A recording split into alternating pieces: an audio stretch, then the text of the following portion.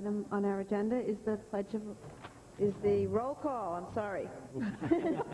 I should know that by now. Chairman Lynch. Present. Councilor Backer. Here. Councilor Fritz. Here.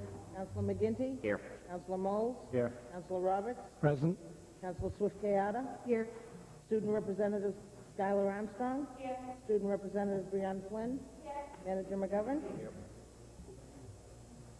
Okay, the next item on our agenda is the Pledge of Allegiance. Pledge allegiance to the flag of the United States of America and to the republic for which it stands, one nation, under God, indivisible, with liberty and justice for all.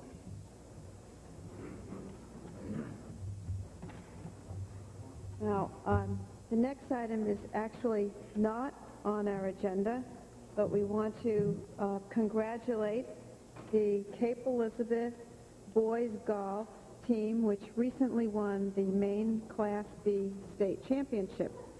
And I have a resolution to read.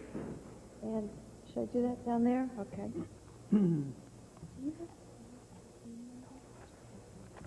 I'll ask Scott Karras, I see, and I don't know who the other team member is, to meet me at the podium, please.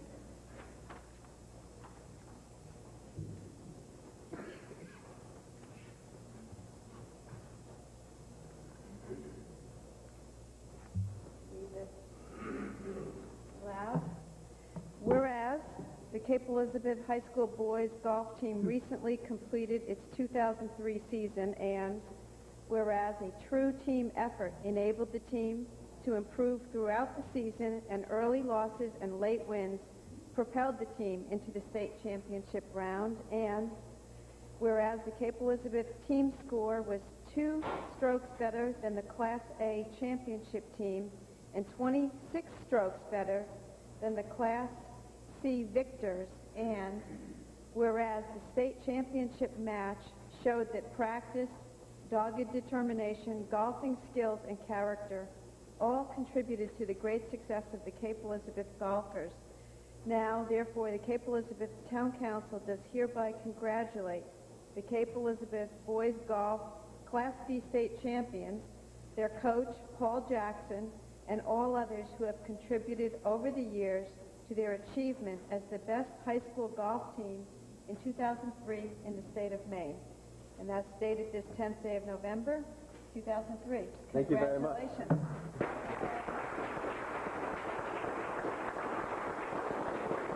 Want to pose for a picture with the three of you? You want to pose for a picture with the three of you? I have a camera belt back there.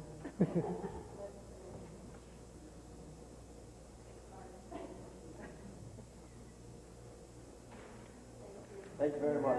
Congratulations.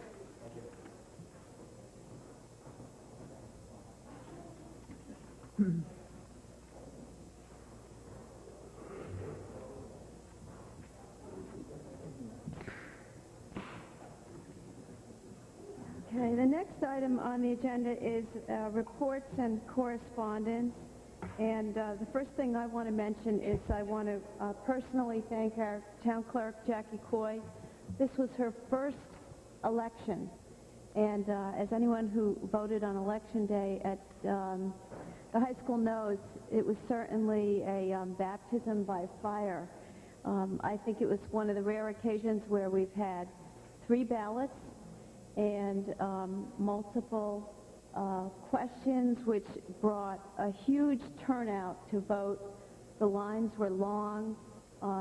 Almost everyone stood in line with good humor and cheer. But mostly, we want to thank Jackie and all of the people that worked with her that day to bring about a successful Election Day. And I know Jackie has something she'd like to say, so I will turn it over to Jackie. Thank you. I'd like to thank all of the voters of Cape Elizabeth for their patience on a very impressive Election Day on Tuesday, November 4th. We had 4,900 voters, accounting for 62% of the registered voters. It was a hectic day, and nearly all of the people were very understanding and considerate. I would like to thank my staff for their long, long day. Henry Adams, the warden extraordinaire, Debbie Bump, my deputy clerk, Sherry Gower, Marv Chaikin, and William Bates, the deputy registrars, For my election clerks, Barbara Adams, Fran Chaikin, Marguerite Hallowell, Lorraine Stasko, Judy Simons, Audrey Jordan, Mark Russell, and especially Jane Howley and Fran Stone, who stood on their feet beside the ballot box for most of the 13 hours the polls were open. They truly are an extraordinary group of people, and I treasure each and every one. I could not have done it without them. I also want to thank our town manager, Mike McGovern, assistant manager, Deborah Lane, and my son, Brian Nave, for volunteering their services to help the process. Thank you all very much for successful Election Day. And are there any other reports or correspondence from the council? Councilor Fritz. Yes, the Appointments Committee wants to announce that we're extending the deadline for applying for a couple of committees to this Friday, the 14th of November. There are particularly a couple of openings on the Arts Commission and a new opening on the Recycling Committee. You can find an application and apply right online at capeelizabeth.com, or you can get a paper application from Deborah Lane's office, the Assistant Town Manager. Thank you. Okay, are there, Councilor Swift-Kayada. Just one further item on the election. I just wanted to offer my congratulations, I'm sure on behalf of everyone on the council, to Catherine Ray and Richard West, who are new members of our school board, and we wish them well. And we will, I'm sure, be meeting with them soon when we start meeting with the school board. Thank you. Can I say one more thing about the Yes, elections? Councilor McGinty. The Charter Commission, County Charter Commission issue did not pass, but I appreciate all the people who voted for me in support of that. Had the Charter Commission passed, I'm not sure I would have been elected, but I do appreciate all those people who supported me, and we'll see what happens with the county now. Okay, thank you. The next item on our agenda is the town manager's report. Just three very quick things. We have a long agenda. I'd like to join in thanking everyone involved with the election under Jackie's leadership and Henry Adams, our warden. I think they just did a terrific job, and the good humor and good understanding of the citizens went a long way to helping with the day. Secondly, would like to acknowledge the passage of the school referenda on the elementary school and the high school, and indicate that planning is continuing on that. The school building committee will be meeting on next Monday evening under the chairmanship of Elaine Maloney. For anyone that's interested in continuing to watch that process, that meeting will be here, I believe, at 7:30 in the William Jordan Conference Room behind us. And third, I'd like to thank the Public Works Department for this successful completion on Wednesday of this week, probably, hopefully, of our fall heavy item pickup. As everyone knows, we didn't have a spring pickup, so there was, I wouldn't say there was double the load, but it probably was close. But the crew was very good working it through the last few weeks, as were the citizens, and really doing a good job following the rules and putting the piles out there. So it's all gone well, and want to congratulate them on their fine effort over the last month. Thank you, Madam Chairman. Thank you. Next item on the agenda is the minutes of the meeting held on October 15th, 2003. I have a motion. Councilor Swift-Kayada. I move we accept the minutes of October 15th meeting. Second. Any discussion? All in favor?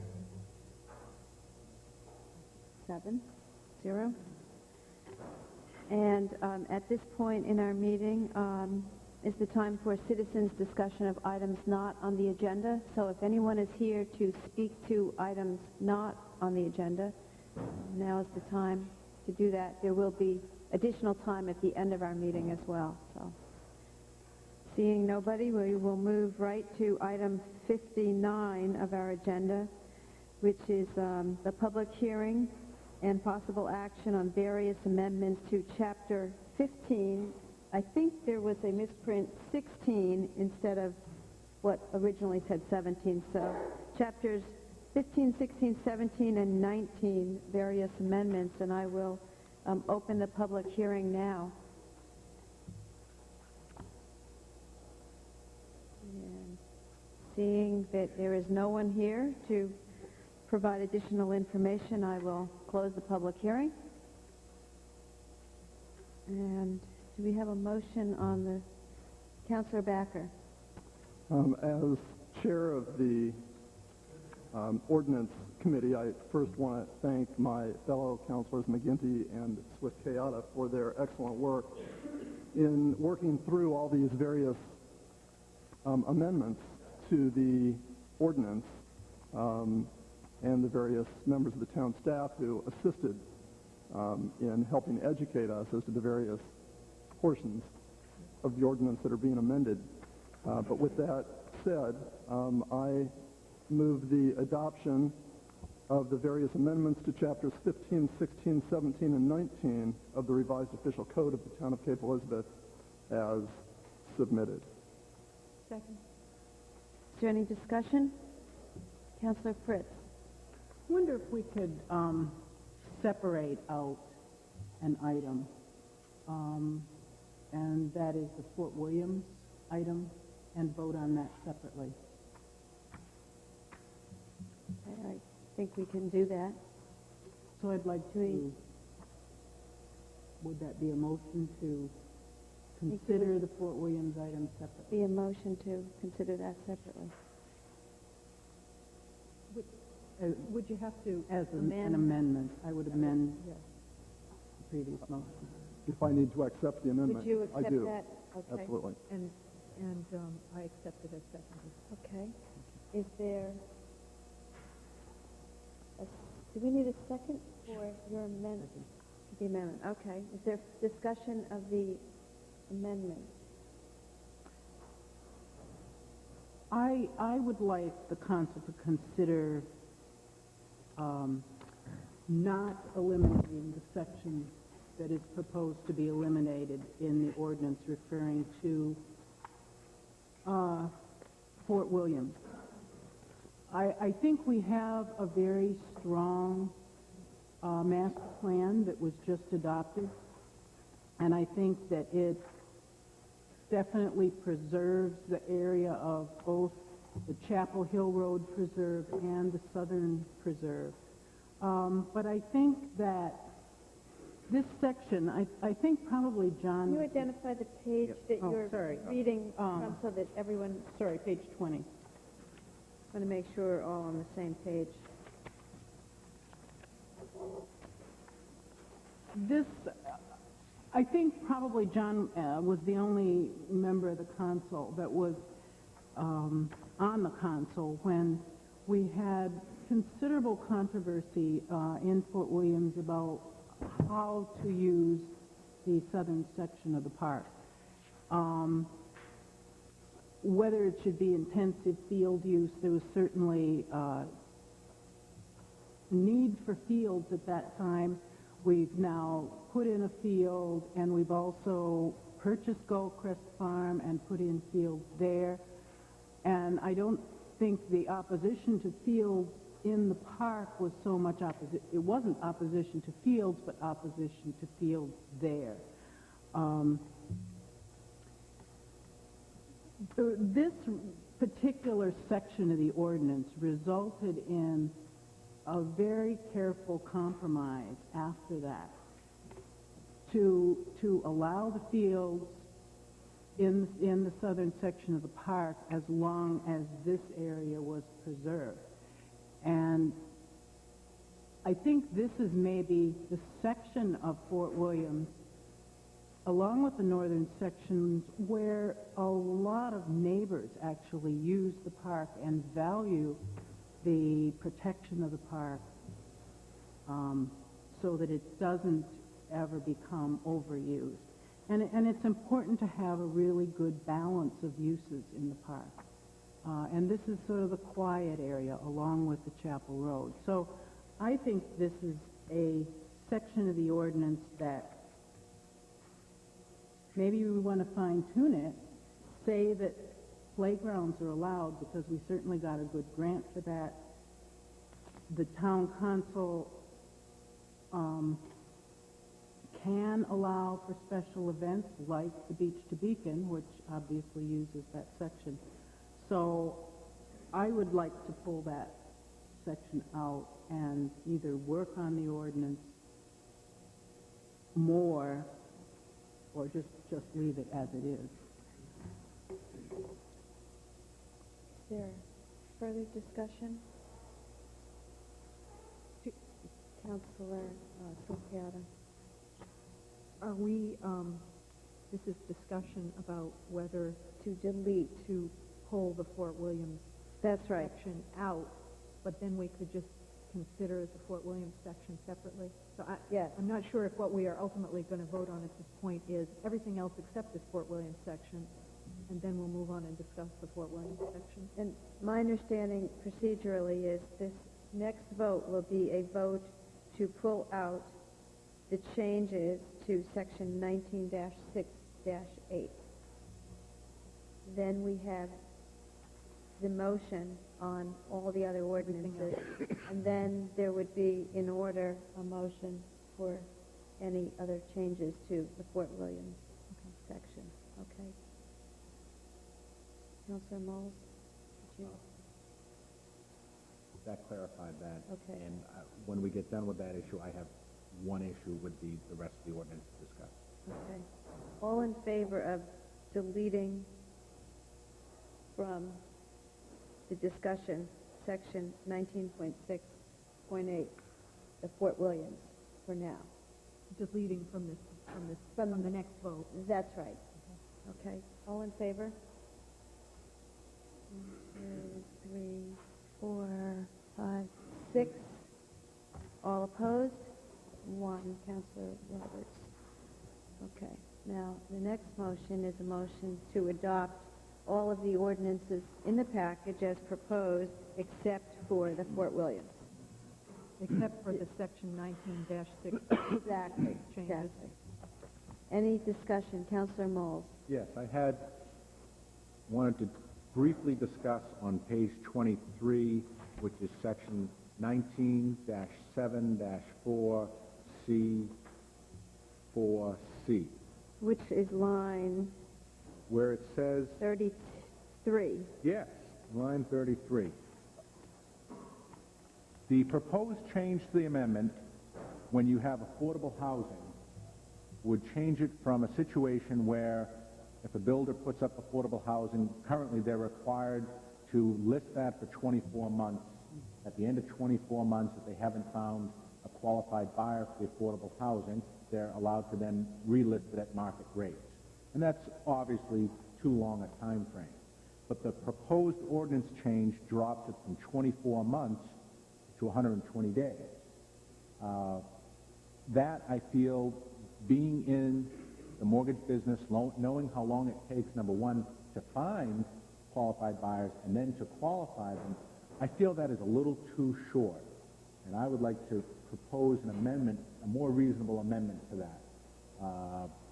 Lengthening that just a little bit, whether it's 180 days, 6 months, or slightly longer, and I'd be open to other input from the council. But of the rest of the ordinance, that was my only issue with the whole rest of the ordinance. I just felt that was too short a time frame for the affordable housing provision. Councilor Swift-Keota. Could we ask the manager or the town planner who is here to talk about the rationale for the change to 120 days? Maureen, can you address that? Please, thank you. The 24 months was originally installed because, of course, you wanted there to be a disincentive to try to get this housing out of the affordable requirements and into market rate, because there's a huge potential for profit if you can do that. And 120 days was what we had recommended to us by lawyers representing potential buyers. So my assumption is that it was that they felt it was an adequate amount of time for them to be able to get their paperwork in order and purchase the property.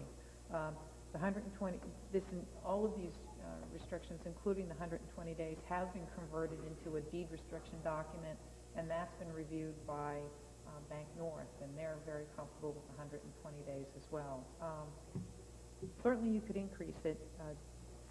I don't think that there's any magic to 120 days, but everyone seems to be comfortable with it.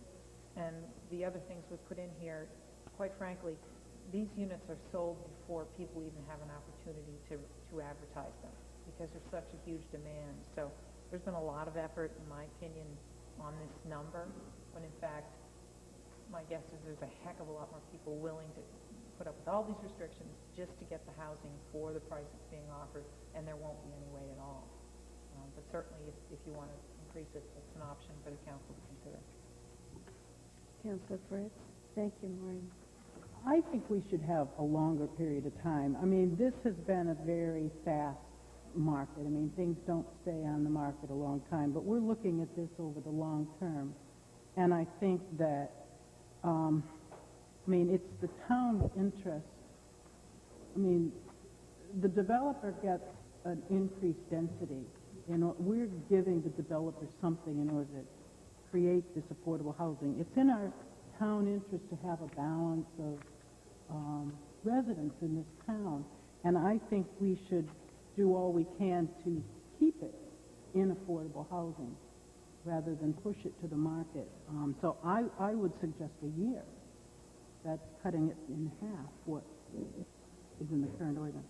Does someone want to make a motion?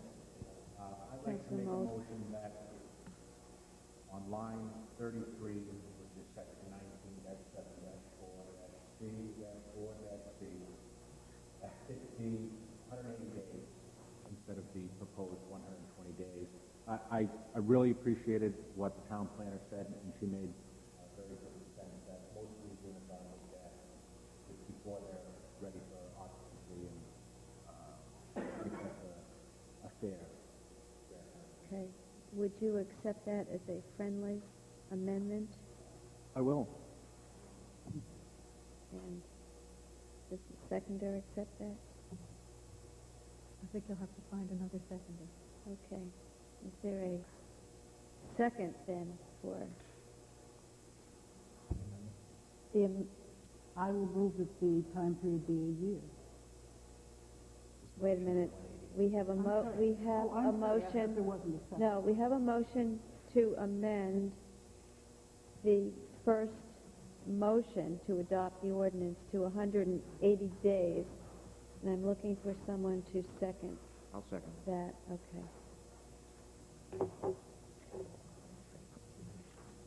Is there any further discussion of 180 days?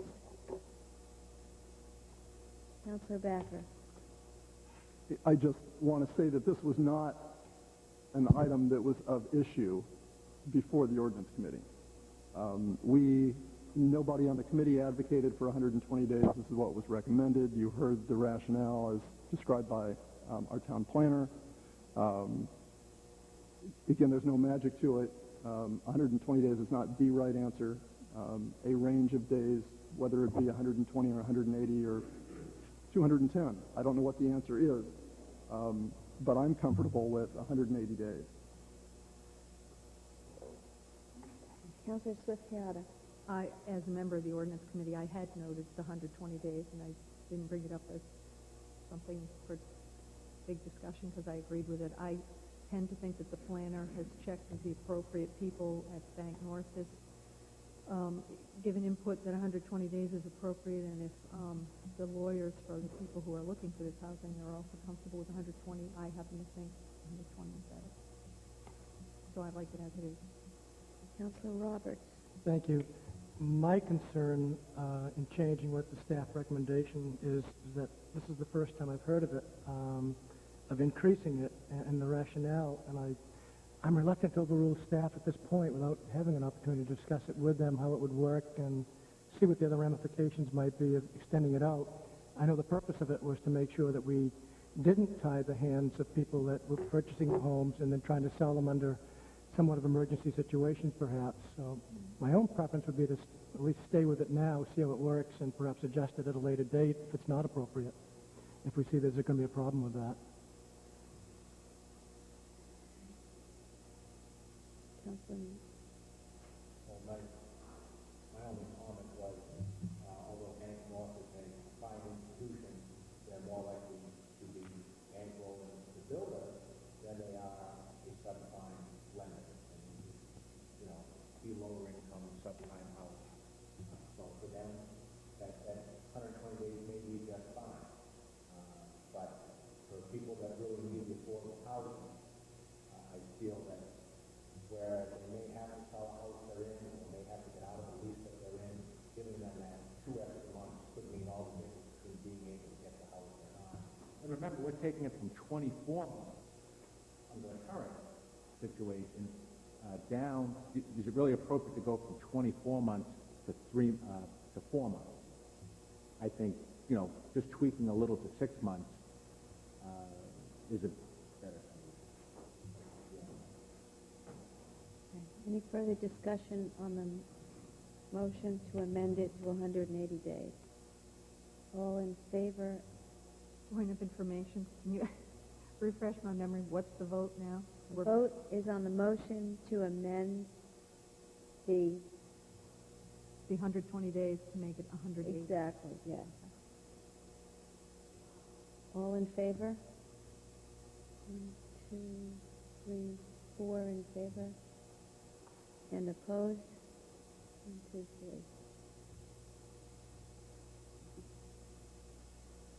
Okay, now we will have the main motion. Is there any further discussion on the main motion to adopt these amendments? Councilor Roberts. I just had one, not a concern particularly, but a comment on item 22A. It is the insert on the road width, et cetera, just beyond page 2. Actually, correction, page 3. And I would ask, I guess, staff, the town manager, perhaps even the council, I know when we addressed the Fowler Road situation recently, Fowler Road does not comply with what we're recommending for new roads. Several of the other connector roads in towns do not meet these standards, and I would like to make sure we don't forget to put some of a plan in place to bring these up to our own code by either purchasing easements in the future or when they become available, so that all of our roads can meet this definition at some point in the future. Is there any further discussion on the motion? Procedurally, before voting, I'll speak a little louder. Procedurally, before voting on the main motion, it would be in order to deal with all amendments. So if there's an amendment relating to Fort Williams, this we is should probably do the that best now? time to consider it. Okay. Is there a motion on Fort Williams? I'd like to delete the section that is crossed out. I think we already proposed. did that. No, you Right, just we- decided to consider it. Okay, sorry. So on page 21, Well, it starts, yeah. so starts on number page 5.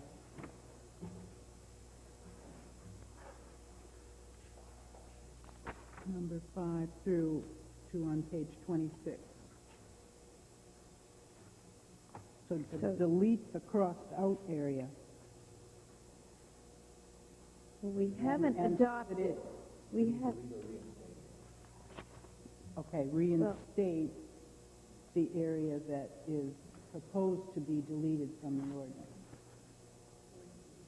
so, would it be in order to say that, I mean, I could also say that there would be no change in change. the current ordinance in what I'm proposing, In that section. in that section. is there a second? I'll second it. Councilor McGinty. We did discuss this at the ordinance committee. I don't think it was a lengthy discussion, but I do remember the contentious time we had with the fields and the park, and there were a lot of concerns, and I agree with Carol on that. There were a lot of concerns.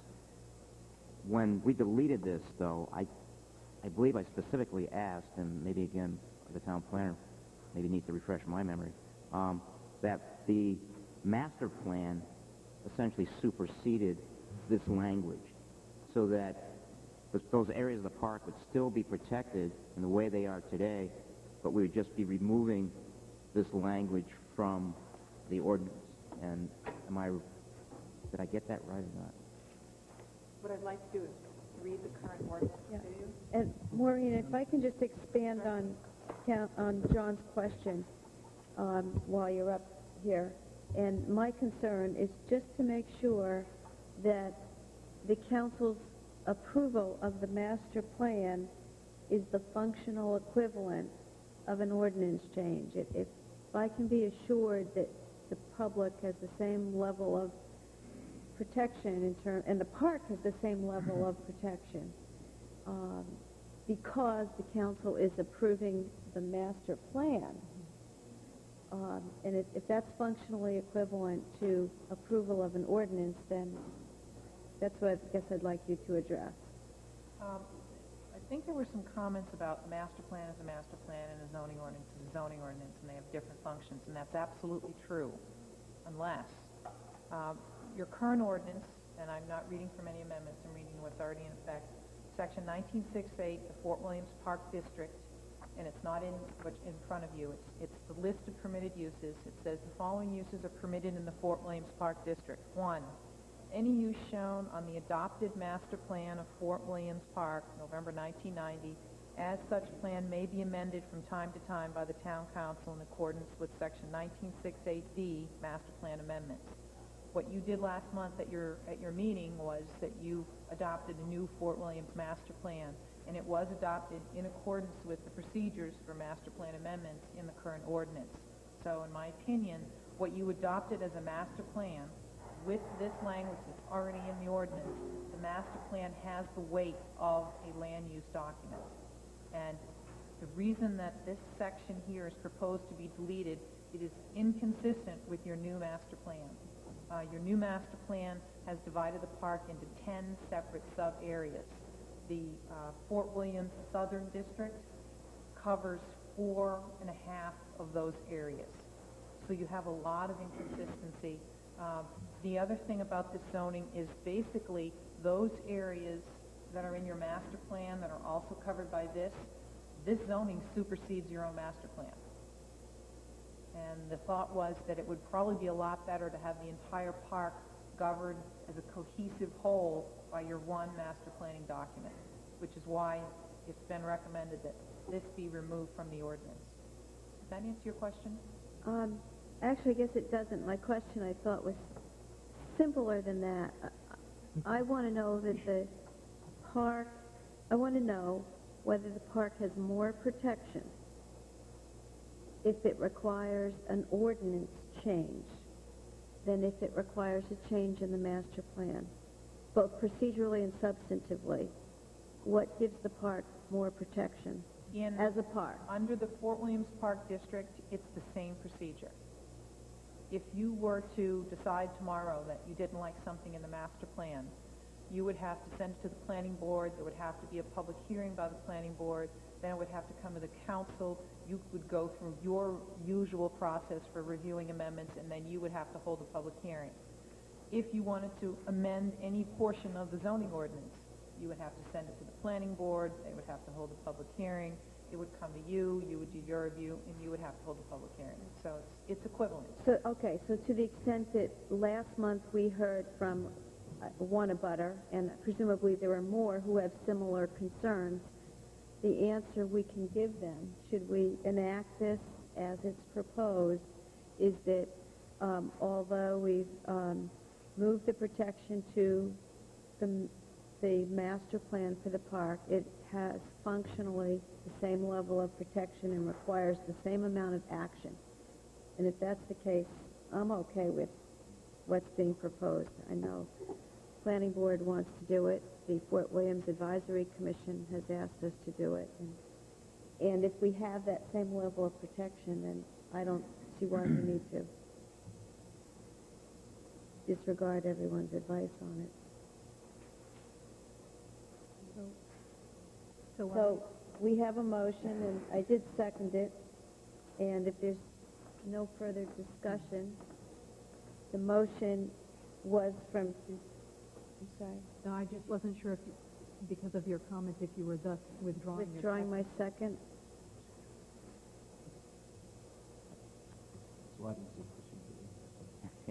Yeah, I wasn't going to. Well, just so we'll have an up or down vote on Councilor Fritz's motion to reinstate this language.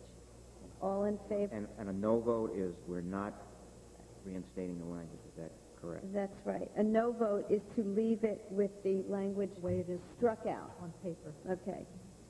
So, Yes vote is to agree with. yes. Everyone has that? All in favor of Councilor Fritz's motion? 1. All opposed? 6. Okay, now, we have any further amendments to this package? I just had one that seemed on the Fort Williams, the same page 21, that that we adopted the master plan for Fort Williams, and it should indicate the new plan. What was that, April 2003?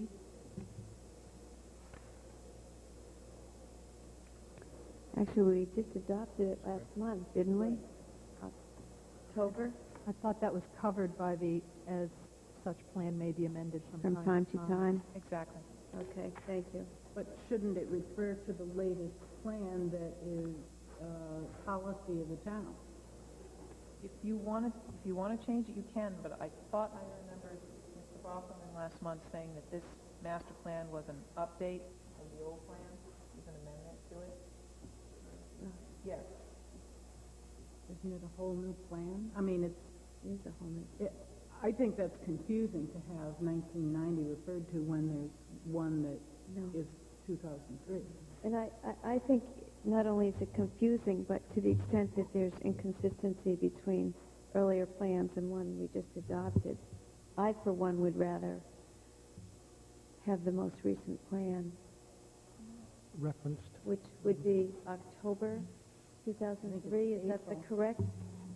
What was adopted by the council Okay. in October. So you would change the language to read what? Any use shown on the adopted master plan of Fort Williams Park, October 2003. As such plan may be amended from time to time by the council. Second. Any further discussion? All in favor? 7-0. That was on the amendment. That was on the amendment. And moving right along. I only have one other one that is on That's page okay. 12. We'd rather do it right the first time.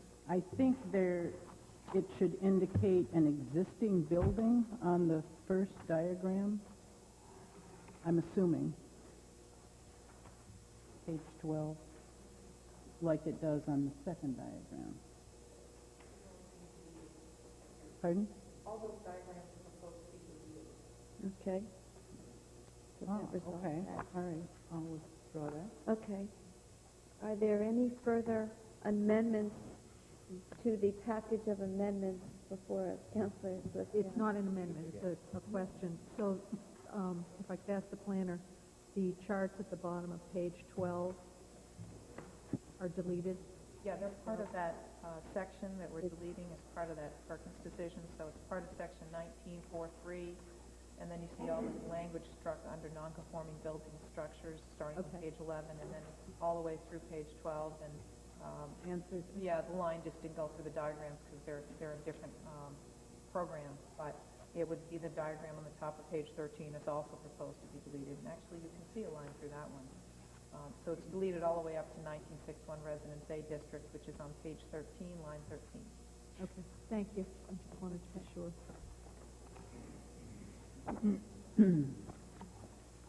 Okay.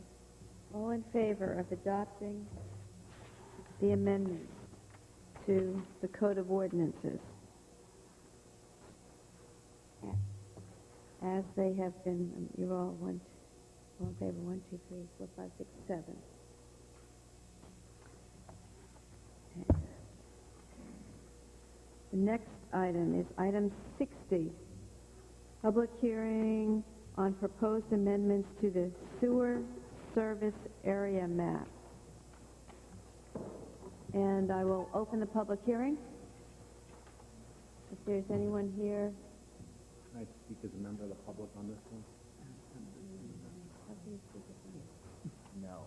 Okay. No. If there is no one here from the public, then we will close the public hearing. And is there a motion? I would like to move that the map be tabled to a workshop so that we can analyze the service area a little more closely. Okay. There's no discussion of a tabling motion. All in Of the advisability of that certain time, it would be, of the advisability? of tabling it to a certain time, and whether or not that certain time is appropriate, that is debatable. Okay. Is there any discussion on the advisability? Does the town manager have something he's bursting to say? Yeah, just that the amendments you just adopted were reflective upon that map being adopted. And if we do not have this particular map with those particular ordinance amendments, there'll be considerable confusion and difficulty in providing sewer connections in the interim. So any distance or amount that you table that has the potential of raising some serious issues. So just wanted to caution you on that. Thank you. All in favor of the motion to table the sewer map? 2. All opposed? 5. Okay. Do I have another motion? Councilor Swift-Chaotic? I move that we adopt the proposed amendment to the sewer service area map, also known as the neighborhood sewer connection eligibility map. Second. Is there any discussion? Councilor McGinty? I'm going to vote for this motion because I agree with what the manager said. However, I'm willing to take a look at this at a workshop and discuss it, even though we've adopted it already, in case there's concerns on other councilors. I don't have any concerns with it, but I know there are. Councilor Backer? Well, I'd like to suggest that we permit our town planner to explain the way the map was created and the way it fits with the sewer ordinance itself. I think that might be helpful. Thank you. Maureen? Okay, this is a brand-new map, and I think I'd like to start with what we already have. If everybody can see the dark blue in here, the dark blue is an existing map that already exists in your ordinances, and it's what we call the sewer service areas map. And if you have a property within any of these dark areas, you can apply for a sewer permit. There's capacity, and you construct it in accordance to the Public Works Director's standards. You can connect up to the sewer. And then the Planning Board was looking at some revisions to the sewer ordinance, and it was sent to the Planning Board by the Council several months ago. And the Planning Board is a big supporter of connecting new development to the sewer. They think it's good for a lot of reasons, and I'm not going to paraphrase what they would like you, why they think it's good. If anyone wants to explain to me, I can. But they wanted to do a couple of things. They wanted to make sure that if you were in a neighborhood and you wanted to connect to the sewer, that you could do it. They wanted to make sure that if you were in a growth area, you could connect to the sewer. And this is not if you're in the green area, you can get a connection to the sewer. What it means is if you're in a green area, you can knock on the town council's door and ask the town council for permission to connect to the sewer. The current ordinance gives the council very little leeway. It says that if you're in a sewer, if you're in a growth area, and it's one of the growth areas identified on the comprehensive plan, the council can consider giving someone permission to connect to the sewer, and there's no funding that's attached to that. The council can choose to fund it. The council can say, here's your permission to connect, and you can do it on your own dime. But there have been instances in the past where you've had people ask if they could connect to the sewer, and it made sense. It made sense because it was in a commercial area. It made sense because it was immediately adjacent to a wetland that would be the receiving area of any failing septic systems. It made sense because it was immediately adjacent to a growth area. But whether or not you as a council had the authority to connect to it was a little gray. So the planning board said, well, we think if you're in a neighborhood, you ought to be able to connect to the sewer, or you ought to be able to ask.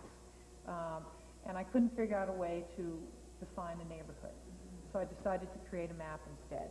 So the map you have in front of you is basically a map that I tried to create, the planning board reviewed and the ordinance committee reviewed, but the idea was to look at any places in town where there were buildings, where people lived, where I thought people would know the names of their neighbors, where you would drive through, where it might be somehow a cluster, where, these are the people you would invite to the neighborhood Christmas party. So that's pretty much where we got the map.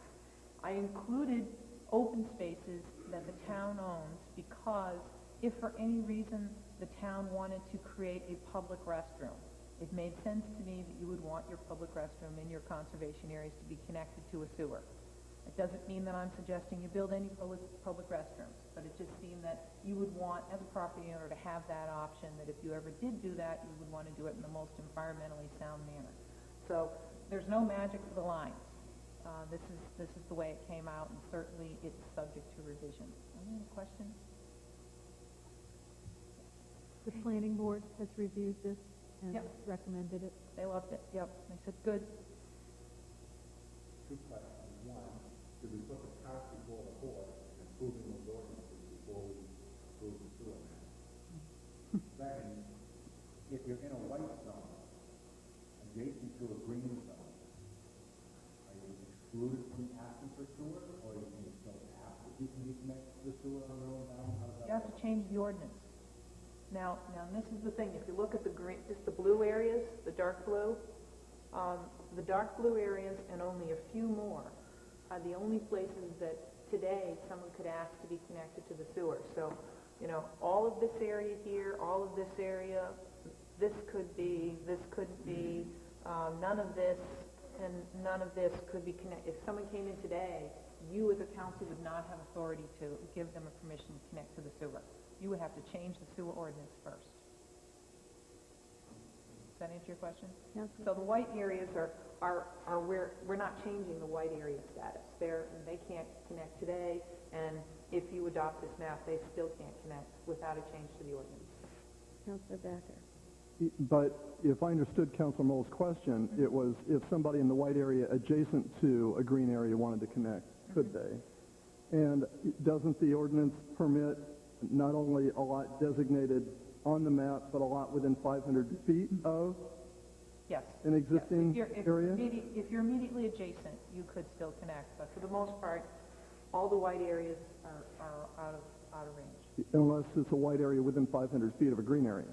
Right, and there is in the current ordinance, I think Bob, it's 150 feet. If you're within 150 feet of a sewer service area, you can ask for permission to connect. So it's kind of an expansion of that immediate adjacency concept. Councilor Roberts. I think I understand where Councilor Moles is coming from. I'm going to bring that up in a lives in the minute. Great Pond watershed. Yeah. That's in a white area. I frankly don't like the idea of pumping septic waste into the ground, not because it feeds Great Pond. What does it take to add a green section if people have problems in that area? To add a green if they're not within the 500 feet? I'll ask the question. Okay, so you're saying you adopt the map as is, and someone knocks on your door and they say, I want to connect sewer up to this land here, what do I do? They would have to come back to you with an amendment to the sewer ordinance. You would have to go through the amendment process, hold a public hearing, so we're talking some time, and then after, assuming you adopted a new map or changed the ordinance to allow that connection, then they could go ahead and work with, and I would assume during that time they'd work with the Public Works Director to make sure there's adequate capacity and that they were willing to pay for it, all that other stuff. But yeah, there would be a delay. Probably if you had a failing septic system, you'd be out of luck. Isn't there a provision now, Bob, on failing septic systems? You'd basically have to put in a new septic tank, and the sewer wouldn't be any good to you. On the sewer ordinance? The current sewer ordinance? Sorry. Basically, I go by the current map and look to see if they're eligible based on the map itself. But we've had some lots that are, again, borderline.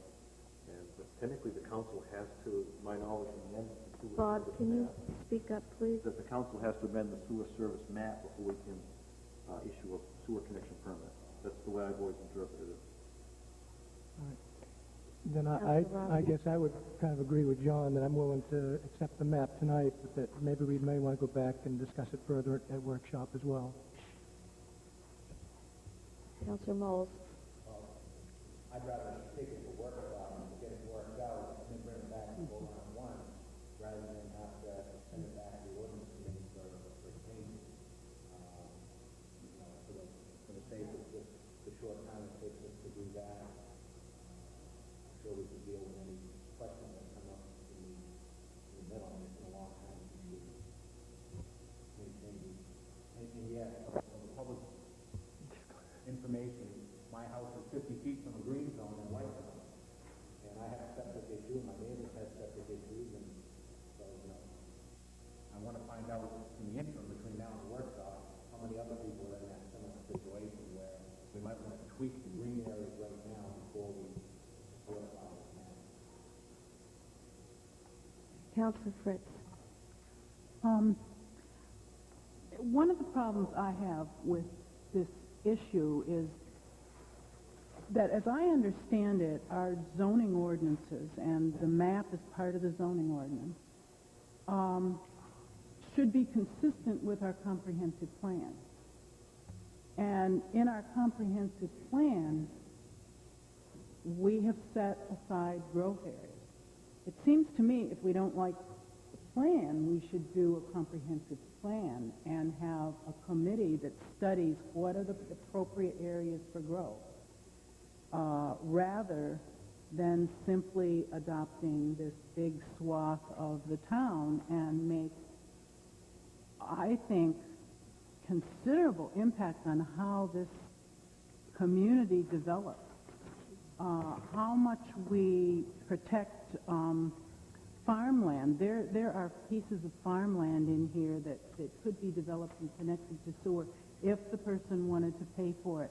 I mean, there is big impact. All they have to do is want to pay for it, and I think sewer promotes, not that it isn't good for a neighborhood, not that it isn't good for clustering, but it promotes or allows denser development on land that is not very good for development. So that this is really could make Cape Elizabeth develop a lot more. And I think it really needs careful consideration in the line of a comprehensive planning committee rather than just one workshop.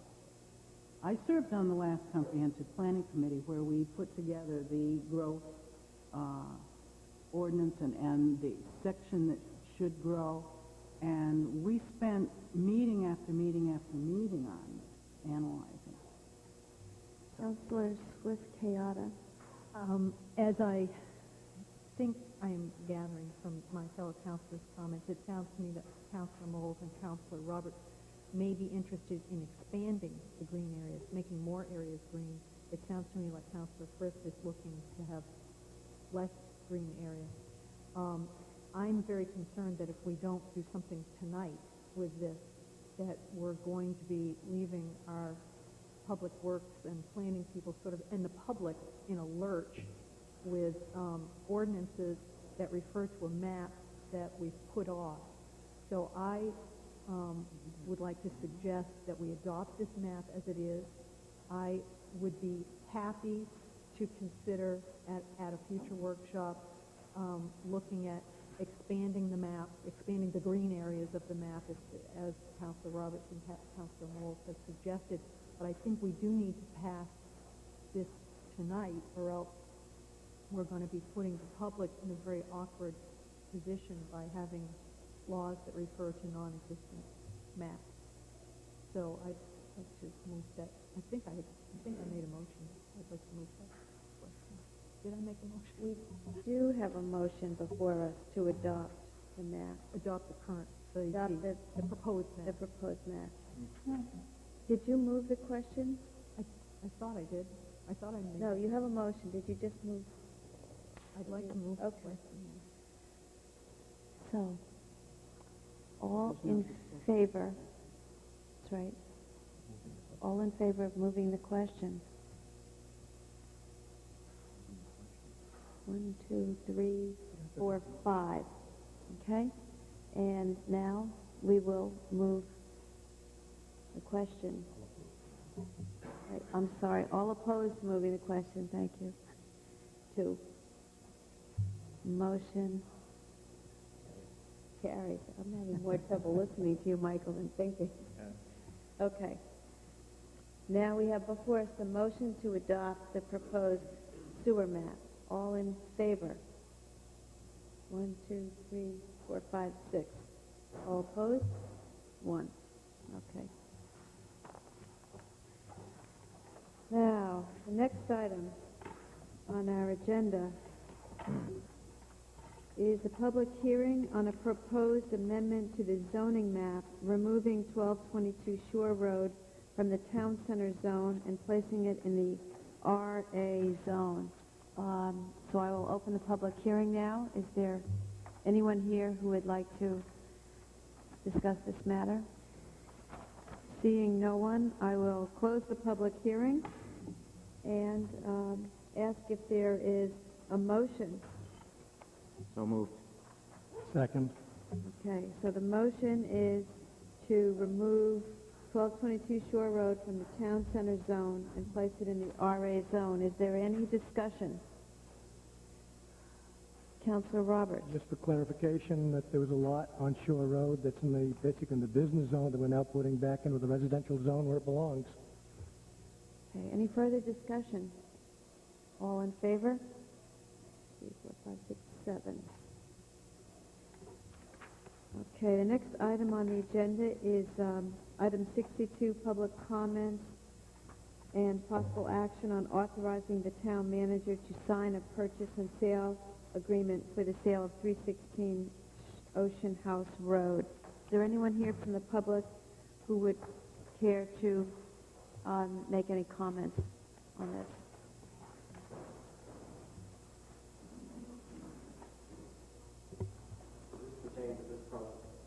Yes, it does.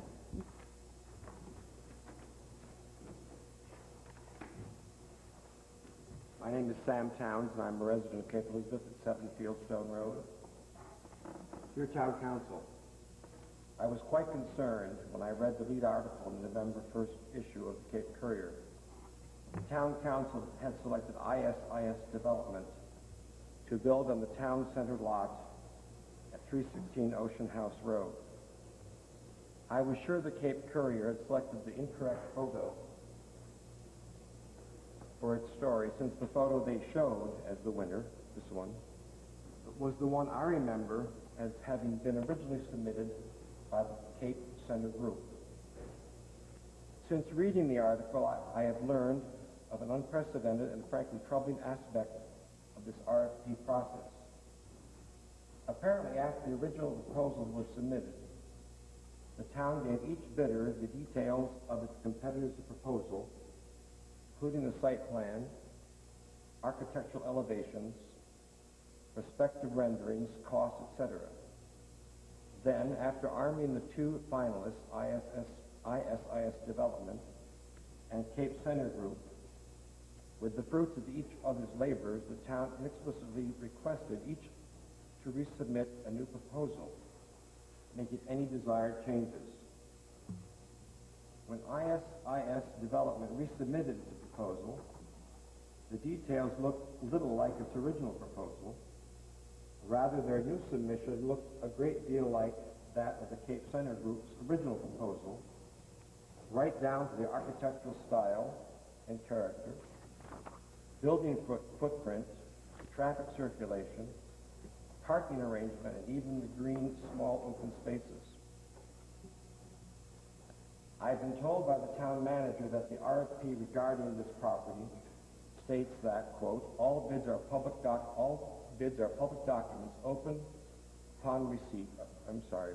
All bids are public documents upon their receipt, that the town reserves the right to conduct private negotiations with bidders after all the bids have been received, and that the town reserves the right to accept or reject any or all bids and to waive any informalities in bids. In my opinion, these rules created a most unethical situation, one in which any regard for intellectual property was thrown to the wind. High bid or not, I think this particular process needs to be revisited by the town council, perhaps following the state law and state practice of revealing the details of each bidder's proposal only after the final proposal is awarded. Unfortunately, in this case, the town has sent a clear message to both the bidders and others with whom the town does business. Don't worry. If we don't like your ideas, you can change them and use those of others. Having lived in this community for 15 years, I think we all deserve better. And I invite the town council to point to the specific provision in this RFP that authorizes the town council to completely reopen the bid process following the receipt of bids. I am concerned for those who have been ill-treated in this process, and I am likewise concerned for those who in the future should deserve better treatment. Thank you. Thank you. Are there any other further comments?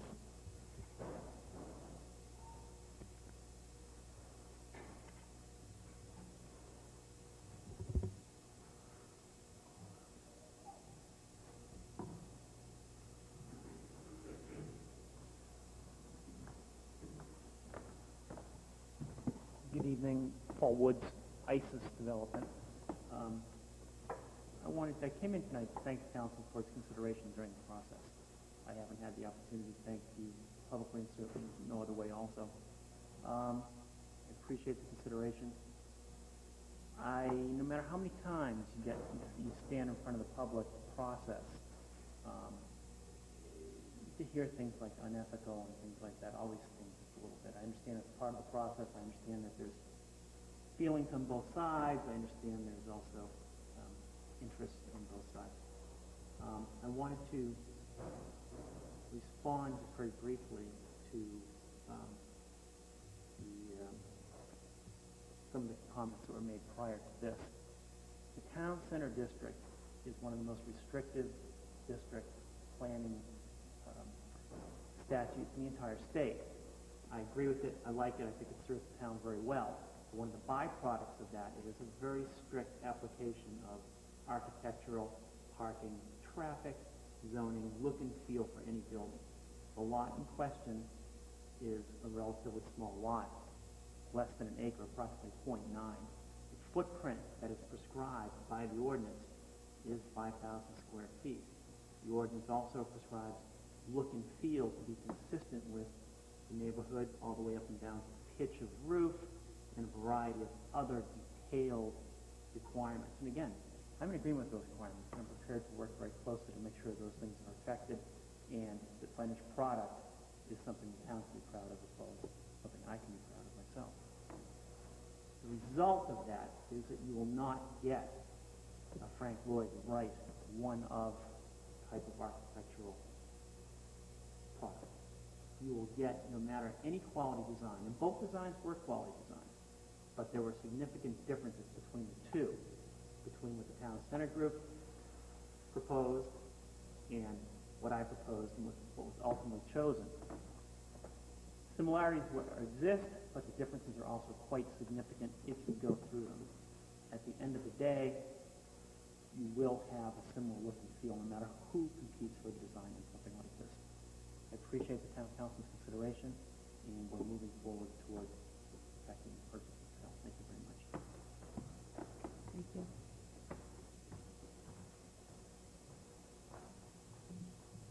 Are there any further comments? Okay. Seeing none, I will close the public comment portion of this agenda item. And we will now move to discussion of the purchase and sale agreement. Madam Chair, if I may, maybe I should have spoken up before you closed that off. I did receive one phone call that I was asked by the caller to relate to the council, and I don't need to go through it in detail, but I did receive a call from Richard Berman, a resident of the town, who voiced to me sentiments that were quite similar to those expressed by Mr. Townsend. So rather than repeat them in full, I think it's probably sufficient to say that Mr. Berman would fully support and agree with Mr. Townsend. I told Mr. Berman he was not able to be here tonight, and I told him that I would relay his sentiments to the council, and I'm doing that. Thank you. Michael, you have something you want to say? No, I don't think I'll enter into the debate on the process. I think Mr. Townsend has explained well the process, how it worked, the provisions that were in the request for proposals, and I think it's clear that there's a disagreement amongst some of the parties involved in the process as to the fairness of some of the process, as well as whether or not the similarities between some of the proposals was a little closer than some would have liked. I think reasonable men and women can disagree on that, and I accept all those comments. Beyond that, I would like to say the town attorneys here, the action that we hope to have before you this evening was to approve a purchase and sale agreement for this property after hearing public comment. At this point in time, the exact provisions of the purchase and sale agreement have not yet been agreed to. There's no disagreement on the provisions, however, there's not final agreement either. And I would encourage, after discussion and after any questions you might have for the town attorney, that perhaps, when you close this item, that an appropriate motion may be to table this with the hope that either at your workshop scheduled for November 20th or at your December meeting that we could have a purchase and sale agreement finalized for your consideration. Councilor McGinty? That was going to be my question, because we did get these documents just before the meeting, and obviously had a chance to review them completely. That was going to be my question, either to the town attorney or the town manager, if all these items had been incorporated. I take it that they have not, and that this needs more work, obviously. Councilor Swift-Piata? I'd like to just briefly say that I think that we should probably table this, since we haven't had a chance, we, the town, have not had a chance to sort of finalize the purchase and sale. I would also like to add that I'd like to thank the town manager. I think he laid out a very clear process that was in accord with the wishes of the town council. And I know he's worked diligently to try and make this work out. I want to thank all four parties that made proposals, because I thought they were all fine proposals that differed in different ways. With each proposal, I think that the people who made that proposal were trying to do something good for the town. And I want to thank them, because I sincerely believe that all of them were trying to do a good thing for Cape Elizabeth and for the town center. And lastly, I would like to thank the public, because over the 4 years that I've been on the council, I've heard many comments of different sorts about what to do with the lot next door. And I especially appreciate the spirit in which they were offered. I think almost everyone tried to be very constructive in their comments. I really liked the fact that we were able to put all four bids up for viewing in the town council chambers, and so that everybody in the town who wanted to come by and look at them and fill out the comment sheets did so. And a lot of people took time to do that, and I want to thank them, because their comments made a difference. Thank you. Is there any further discussion? And so I'd like to move, unless I don't want to move it, cut off discussion. Councilor Moll? Just briefly.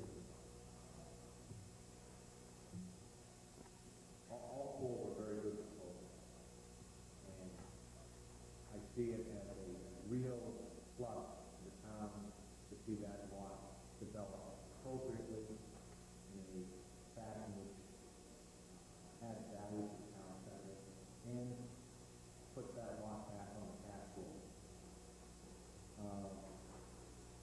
In looking at this, the town council considered that a very basic question, whether we wanted to sell or not sell it first. And we moved beyond that and then decided, what's the best and highest use for that lot? We got four very good proposals, and we wanted to be very inclusive of all four proposals. One of the proposals even came in a little bit later than the deadline. They had had no knowledge of what the other proposals were, so we decided to consider them along with the other three. After some discussion, we narrowed the field to two. We then brought those bidders in. We asked them to present. We gave them ample feedback of what we liked, what we disliked, and then gave them an opportunity to come back and, take what we had told them,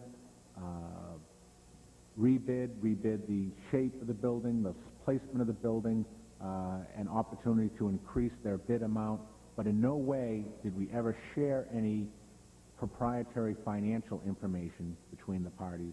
In no way did we improperly give any advantage to one group over the other. In the end, we unanimously picked the builder that we thought had the best financial capability, had been through the process with our town planner in the past, was most willing to work with the town and the town council on shape of the building, placement of the building,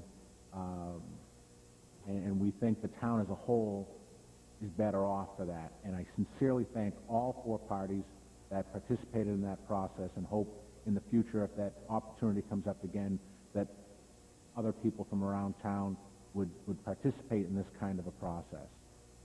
We tried to run it as fair as we could and still give as much information to everyone in the town as to what was going on. Thank you.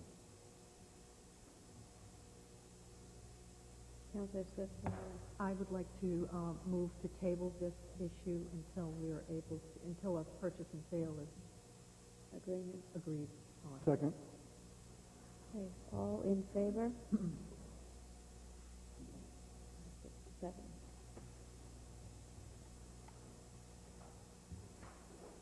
Next item on our agenda is item 63, public hearing and possible council action on various amendments to Chapter 11, that is the solid waste provisions of the Code of the Town of Cape Elizabeth. And at this time, I will declare the public hearing on the solid waste amendments open. Is there anyone here to... I'll wait till the room clears.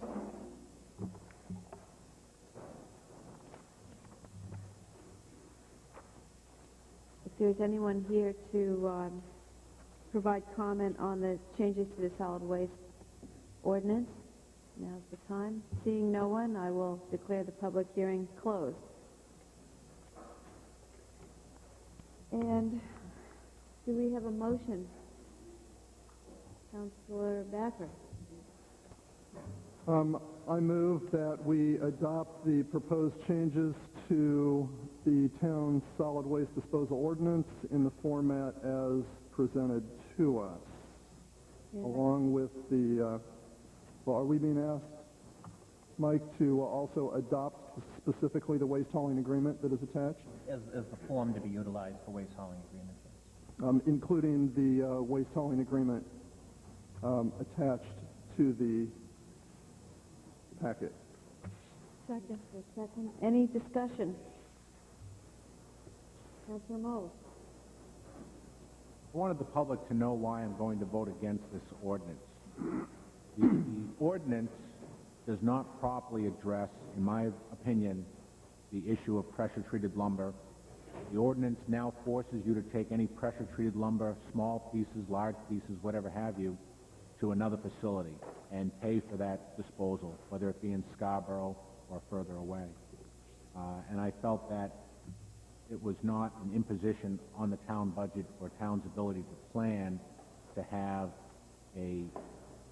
another dumpster or similar structure put in place to collect up the pressure-treated lumber as it comes in and then dispose of it, bring it in on a fee basis, but then dispose of it rather than having, town citizens having to travel to other towns to dispose of their pressure-treated lumber. That's enough. Is there any? Councilor Roberts. Thank you. I also had concerns about the pressure-treated waste. However, oftentimes many ordinances have one particular aspect that we may not care about, and I will be supporting the ordinance. I think staff put a lot of work into it. It's a good working document, I would only ask the Public Works perhaps monitor the pressure-treated waste to see if that is a problem down the road, and if you come back and speak with us about that. Quite frankly, I've been mentioning it several times, Councilor Moles have. I haven't received a single phone call, so it's apparently not as much of an issue for other people as it is for me. But, so I will support the overall ordinance change. I think it's a good one. Is there any further discussion? Councilor Moles.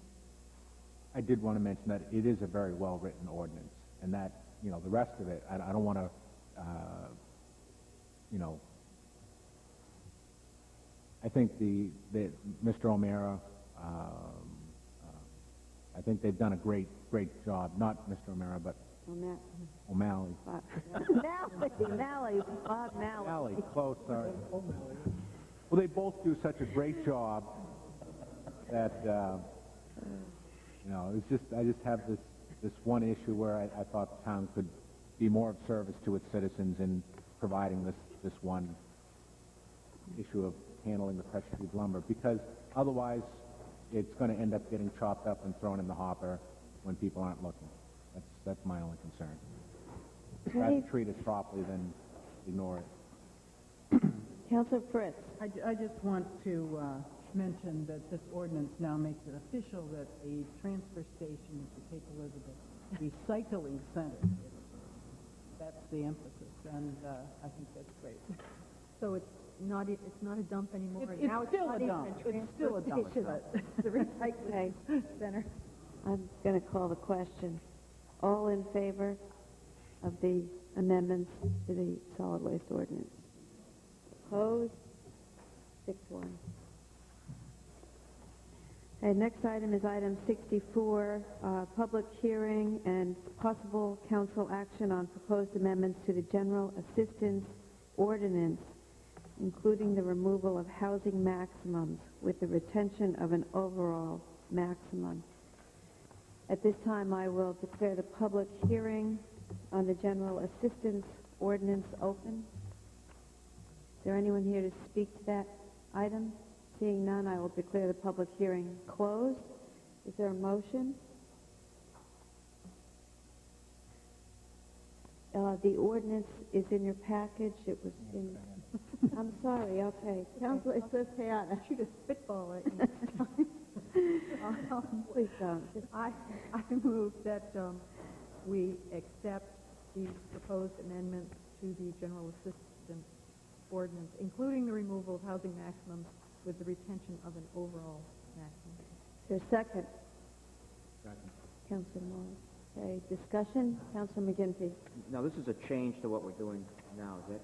That's the way I read this, is that right?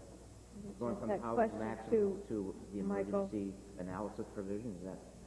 That's correct. We will, I will be utilizing the overall maximum in considering that the housing allowance can be up to the level of the overall maximum, but still staying within the overall maximum. We also will be dealing with some issues, as we always do with emergency situations. I would like to point out that in the last 6 months, we've had one general assistance case amounting to $400 and something, and while this does have the potential always for expense, we will be adhering to the overall maximums and continuing to handle other issues on an emergency basis. Thank you. Any further discussion? All in favor of the motion? 7-0. The next item is item 65. It's consideration of approval of the date of Sunday, August 1st, for the People's Beach to Beacon 10K road race. You did receive some correspondence from the town manager, and I will just read a little bit from that. The council has been requested to approve the date of Sunday, August 1st, 2004 for Beach to Beacon. Since its founding, the Beach to Beacon road race has been on the first Saturday in August. That date was originally chosen as the Falmouth, Massachusetts road race is the second Sunday in August. In 2004, the first Saturday is August 7th, and the second Sunday is August 8th. making it difficult, particularly for the elite runners who often compete in both races. So we have been asked to move our race. I understand that the race organizers explored other dates, but there's a major road race in another part of the country on July 24th, and there is a Peaks Island race on July 31st. So that is why we are where we are. I see at least two representatives of the People's Beach to Beacon with us tonight, including John Benoit Samuelson. Welcome. So, is there any questions of the race organizers or... Okay. Do I have a motion? I so move that we change the date to August 1st, 2004. Second. Okay, discussion. Councilor McGinty. I know we got a number of emails, particularly concern about local churches that may be impacted. My recollection is that there's no resistance to this as far as is that correct? Perhaps we could also hear from the race organizers. My understanding is that they have been in contact with all of the churches. Is that correct? Okay. And that all of the churches are willing, in light of the particular scheduling issues for this year, willing to work with a Sunday race. Is that a correct summary?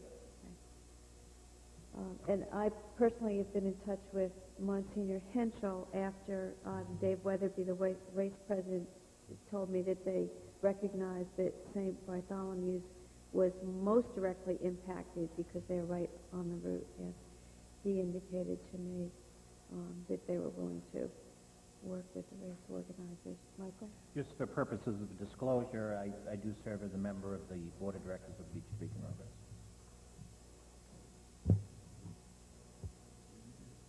Councilor Roberts. Thank you. Both Monsignor Henschel and Reverend John Twitchell had contacted me directly to express their concerns that we not do this on an ongoing basis year after year, but they were supportive of us accommodating the race for this coming year. However, I do want to note that Shore Road is the largest area that's shut down the longest period of time, so we're not necessarily talking just the churches in Cape Elizabeth. There will be folks that will have to leave quite early to get to their services if they live on Shore Road, and we realize it's going to be a bit of an imposition, but this race is definitely extremely important to the town of Cape Elizabeth. It's proven its worth, I think, for a number of years. All of us want to see it to be continually to be successful, and I am hoping that those citizens that are impacted and inconvenienced for the 1 year will understand the problem we had and agree that what we're doing is the appropriate action for this coming year. So I will be obviously supporting the change to this date. Councilor Backer.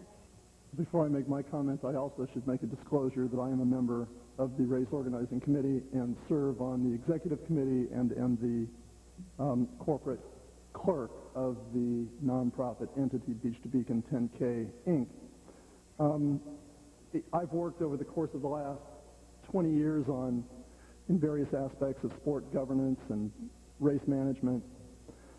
And over the course of those years, I have never worked with a group that is more exacting and more fastidiously and compulsively attentive to detail than the key people involved in this event, two of whom are here in the room with us, Joan Benoit Samuelson and Dave Weatherby, along with the third member of the triad, Dave McGilvery, the race director. And when that group represents to us that they have worked with and have spoken with all of the churches and that they will make sure that on race day, that anybody who needs to get out on Shore Road to get to whatever religious service they plan to attend, you can safely accept the fact that they will make sure that that goes seamlessly on race day. And everybody should be clear on one thing, that when the Kenyans come to town, when they come to Cape Elizabeth, It is because of the efforts of Joan Benoit Samuelson and Dave Weatherby and Dave McGilvery, along with the hundreds of other people who helped support the event, that those three are certainly key to why this event has become the tremendous success that it is today. Okay, any further discussion? Okay, I'll just... Very briefly, we have reviewed this with all the different departments, the chief of police, the fire chief, the rescue is here as well, and public works, and they all understand the need to change the date and pledge to work with the organizing committee to make it work as well as it can for everyone. I just want to say, as the only counselor who lives along Shore Road, I appreciate the special way that Shore Road residents may be impacted. I also appreciate the efforts of the race organizers, and I'll be supporting the date change for this year in light of the particular scheduling difficulties that are before the race organizers. Councilor, if I might add one thing that I should have added, I am not compensated for my role. I have no pecuniary interest in this event. so you are not recusing yourself? I see no reason, legally, morally, ethically, or otherwise, to recuse myself. I have no pecuniary interest in this matter. If there is, Councilor McGinty. I guess if we're making disclosures, I want to state I run the race every year. I am not an elite runner.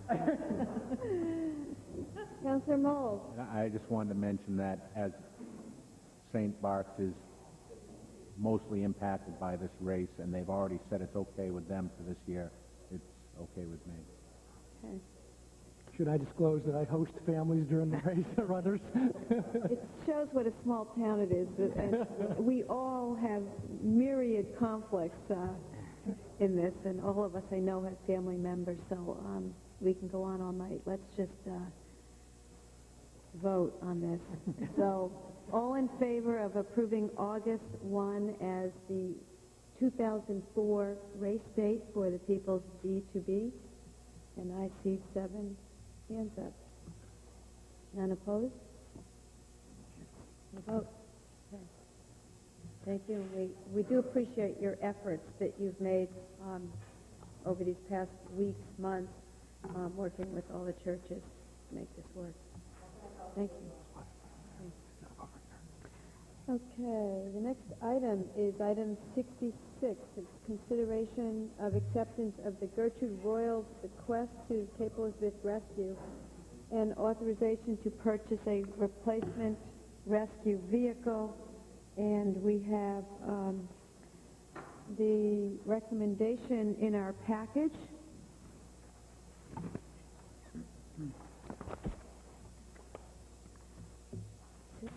Anyone here would like to discuss this? Just very briefly, I had an excellent meeting with the fire chief, the rescue captain, Evelyn Cox, and the members of the rescue committee and rescue truck committee, and they unanimously and strongly provide the recommendation in your package, and it's fully supported by everyone.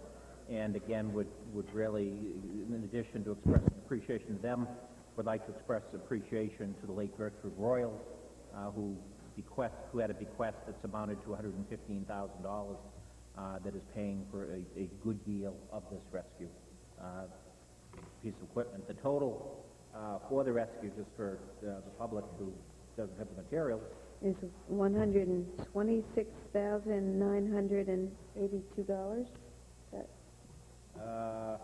Yes. Correct? Okay.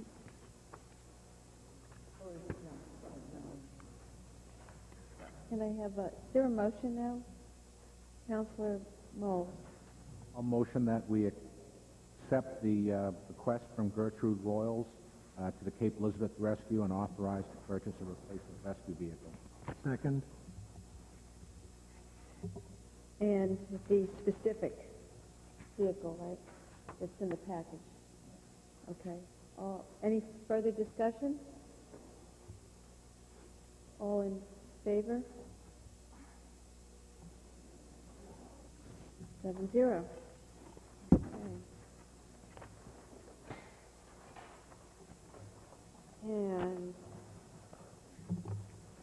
next item on the agenda is item 67, consideration to authorize the town manager to award a bid for replacement of the 33-year-old fire pumper and for the town manager to sign a lease purchase agreement in the form prepared by the lessor and as approved by the town attorney. And there is in our package a memo from the town manager on the fire pumper bid.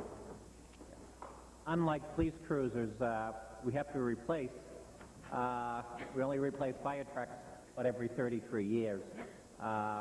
In this case, this truck that we're replacing has really served the community well.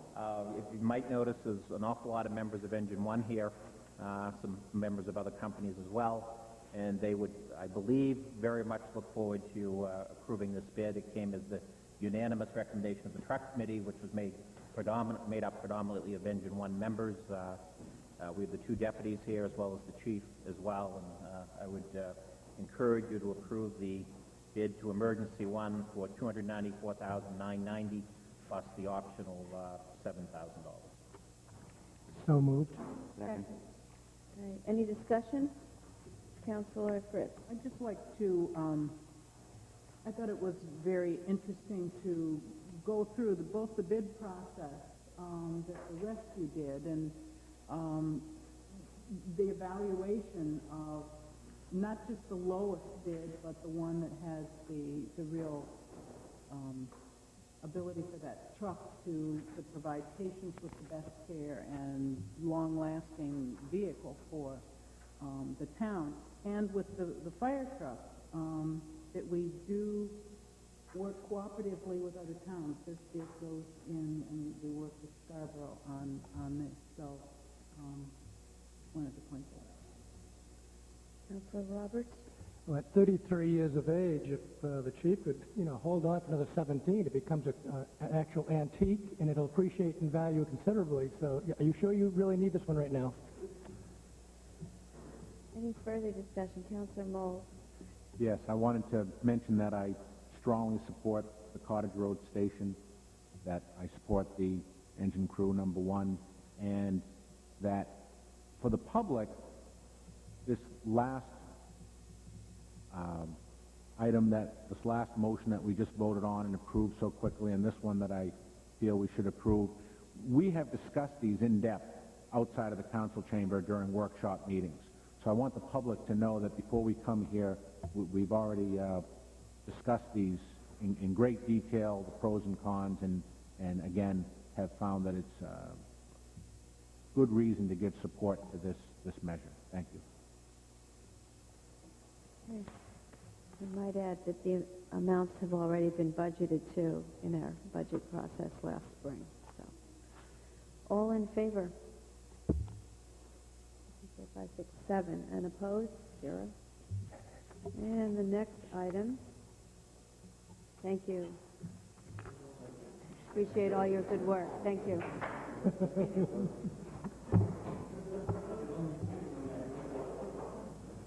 Just wait till the room clears a little.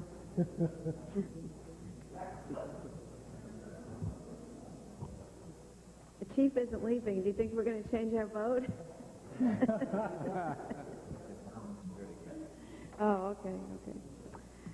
Item 67 is, I'm sorry, we've done that. Item 68. This is authorization for the town manager to do a land swap of property located at 1108 Sawyer Road, and the information is in your packet. We have workshopped this. If you recall, there are two people who own a home at 1108 Shore Road who actually have a portion of their home and driveway on town property. And Sawyer Road. Sawyer Road. And what is being proposed is that the town will swap them a piece of property of same size so that their home will end up on their property and the town will receive a lot of equal size to compensate. So that is before you. And the town manager would like to add anything else to that? Town attorney's here. if we have any questions. Okay, Councilor McGinty. I move that we authorize the town manager to sign the appropriate documents. Second. Any discussion? All in favor? It's great to workshop things beforehand. 7-0. Okay. That is both, the whole thing. And the next item is another bequest of Gertrude Royals, and I just want to say to her family or survivors how what a tremendous act of generosity she did in her bequest to the town, both for the rescue unit and the library. So this is another bequest that she has made. There is a letter in our package from the Thomas Memorial Library. Her estate has contacted the town to say that she had left the town library $14,500, and the letter outlines how the library would like to use that money to create a comfortable space such as a sofa or chairs, an area rug in the adult reading area, a park bench, enhanced lighting, and so forth to assist in the comfort of the patrons. If I can have a motion.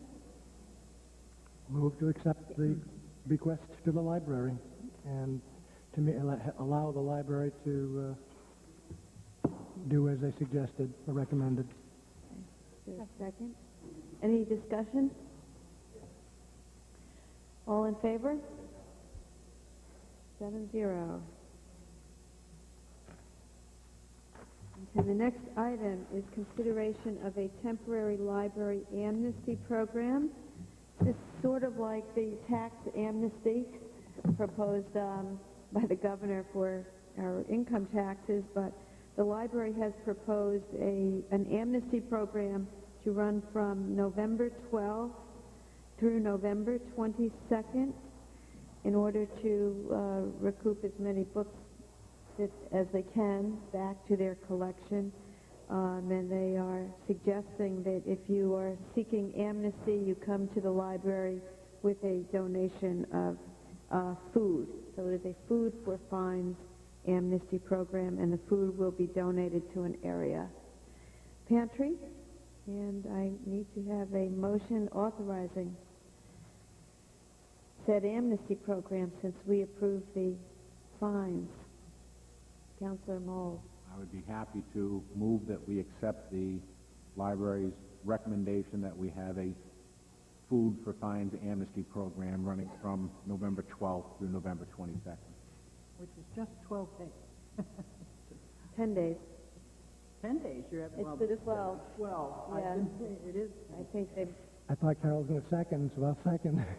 Okay. Is there any further discussion? All in. Councilor Becker. Well, it's hard to know what kind of response there will be to this, but it's creative. It's worth a try. The state, in their own tax amnesty program, recouped several million dollars, million dollars. If we can recoup some of our books back, it'll be well worth it. So long as we don't have to build a new library. That's right. I don't think it'll be that successful. Okay. All in favor? 4, 5, 6, 7. The next item is item 71. We have in our package proposed amendments to traffic regulations, and the town manager has recommended that we refer those to the ordinance committee. Can I have a motion? Councilor Swift-Keada. I move that we refer these traffic ordinance changes to the ordinance committee for them to review. Sure. Councilor McGinty. Any discussion? All in favor? 7-0.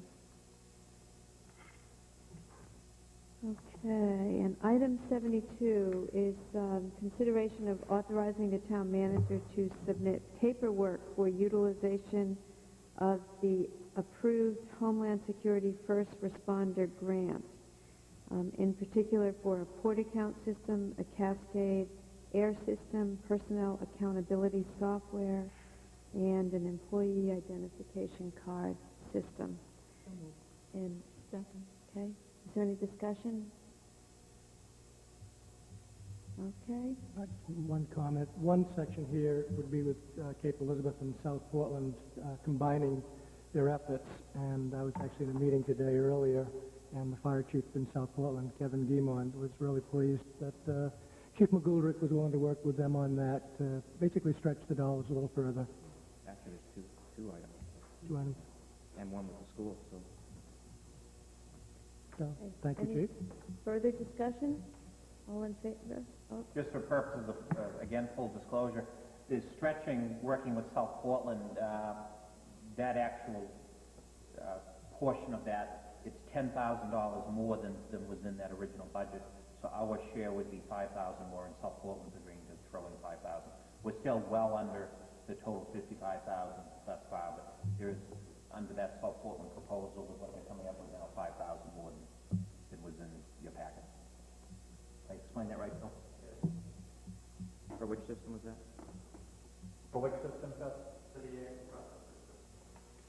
The air compressor. Cascade. all in favor? 1, 2, 3, 4, 5, 6, 7. Okay.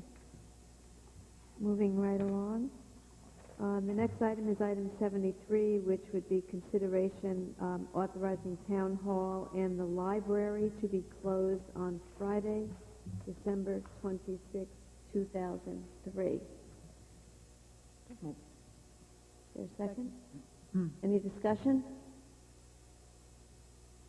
Councilor Backer. Well, I was under the understanding that Mr. McGovern and his staff wanted to work that day. Are we intending to lock them out? We still have teams, Patrick. Oh, okay, that's all right. Bah humbug. Okay, no further discussion. All in favor? 2, 3, 4, 5, 6, 7, 0. Thank you. And the next item You're welcome. is consideration of a revised policy for the use of meeting and assembly spaces, and we did workshop this, and I see that Deborah? Okay. And we have changes in our package to what we workshopped. Deborah, do you want to address the council? Good evening, Deborah Lane, Assistant Town Manager. Sue Weatherby apologizes. She had a previous commitment tonight. As you explained, Chairman Lynch, this was reviewed by the council on October 23rd, and the yellow that you have attached was the suggested changes from the council that came from your workshop. So as you requested, Sue did provide you with that, along with a scenario of what the new fees would look like for a month, and I think there was an additional $300-something for that.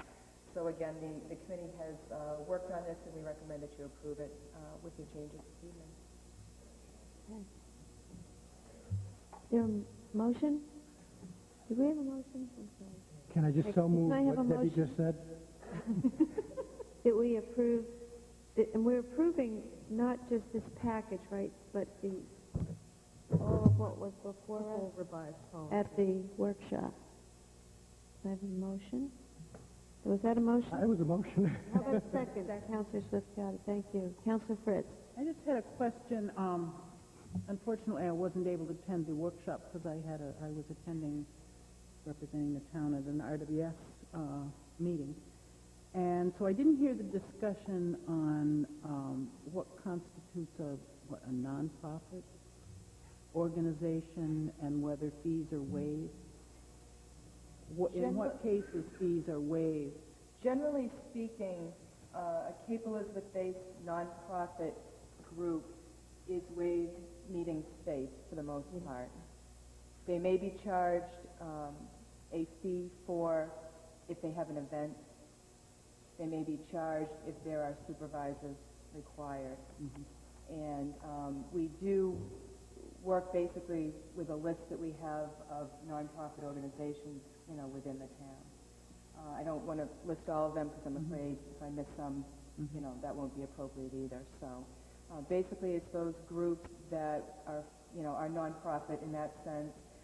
Booster groups may also fall under some of those groups that have organized to specifically assist the town in school with services that otherwise the town may provide.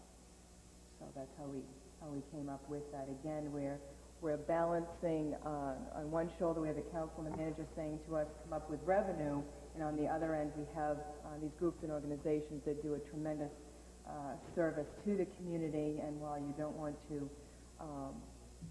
charge them fees for their regular meetings, sometimes it is necessary, for the events if they have fundraisers or what have you, to charge for that. So again, we're trying to strike a balance there and be fair to all. Thank you. Okay. Is there any further discussion? Seeing none, all in favor of the motion? 2, 4, 5, 6, 7, 0. Thank you. Thank you, Deborah. And we are at that point in our meeting where if there are any citizens who wish to discuss items not on the agenda, now is the time. Seeing none, I would entertain Councilor Mold. I just have one point of interest to the council and to the citizens. John McGinty and myself are on the Cumberland County Budget Advisory Committee.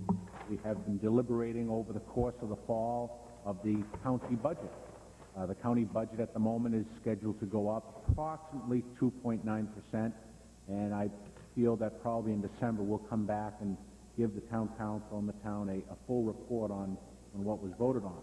But I did want everyone to know that there is an opportunity to review what has been done and to ask questions of the Budget Advisory Committee and the county commissioners in Scarborough on Tuesday night, the 18th of November at 7 o'clock at the Scarborough Town Hall. The Cumberland County Budget Advisory Committee holds 3 meetings across the state, one out in Naples, one over in Scarborough, and the last one is back at the courthouse, I believe. So they're being held on the 18th in Scarborough, on the 19th in Naples, and on the 20th at the courthouse. Okay, thank you, Michael. Councilor Roberts. Just one other, while we're giving notices and stuff, tomorrow is Veterans Day, and I don't think we've mentioned that Town Hall will be closed, and if people get a chance to say thanks to a vet, I'm sure it'll be appreciated. So, happy Veterans Day to everybody.